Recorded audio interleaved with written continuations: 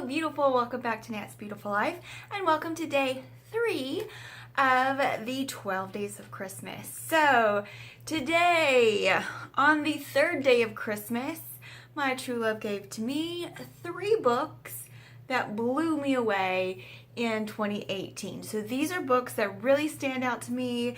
They were different, or they reignited some passions for different genres. These are just books that just blew me away.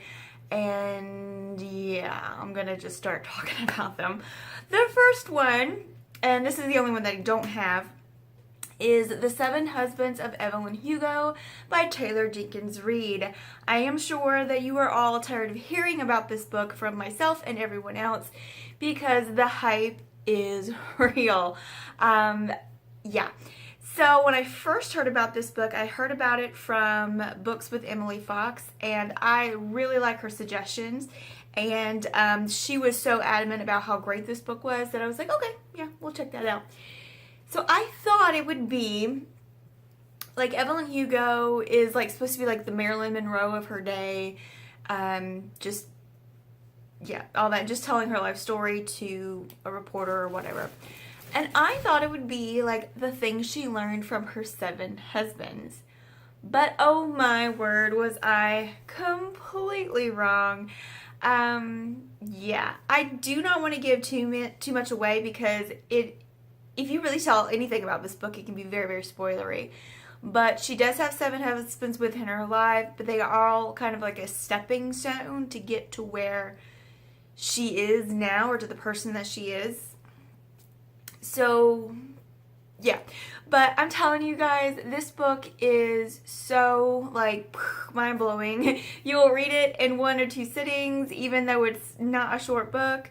But it's like an average, I guess, an average length book. But it's so page-turning.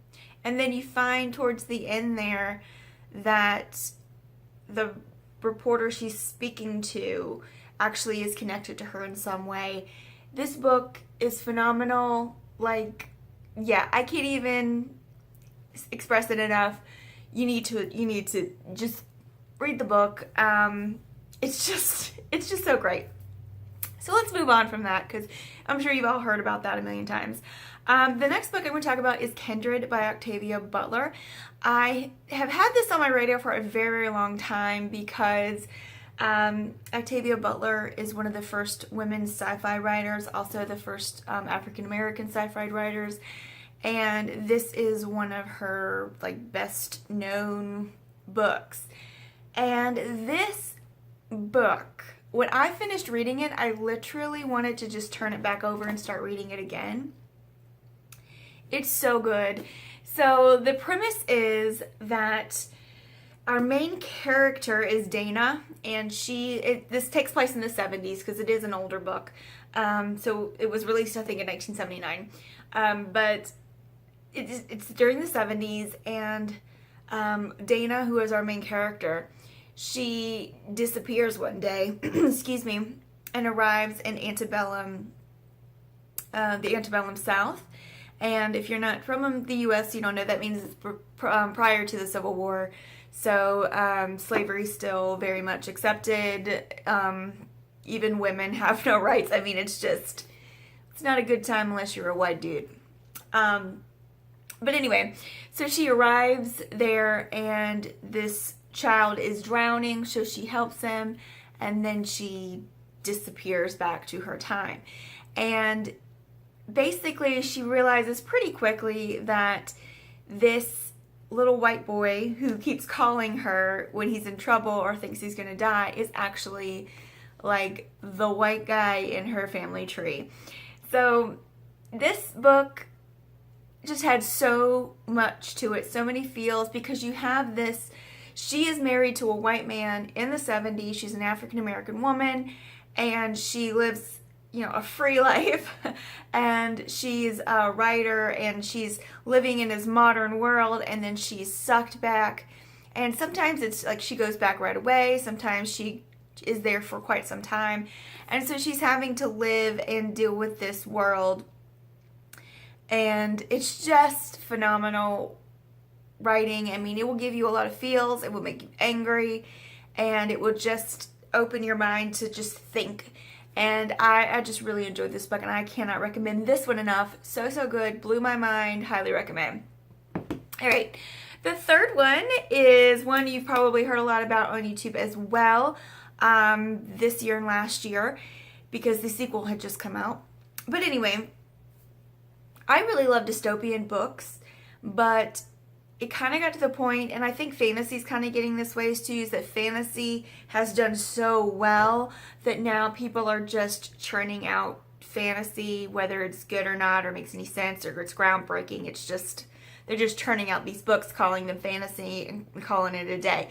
And that happened with dystopian a long time ago. So with the success of the Hunger Games and Divergent and all of that, just the dystopian genre just kind of got to the point where it was just flooding the market, and it just wasn't, you know, it was just, they were just releasing dystopian because dystopian was hot.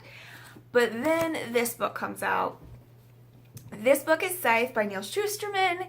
This is a dystopian, was actually a kind of like utopian society, where, to me, I think it's a little dystopian because they have eradicated disease. They have basically eradicated death.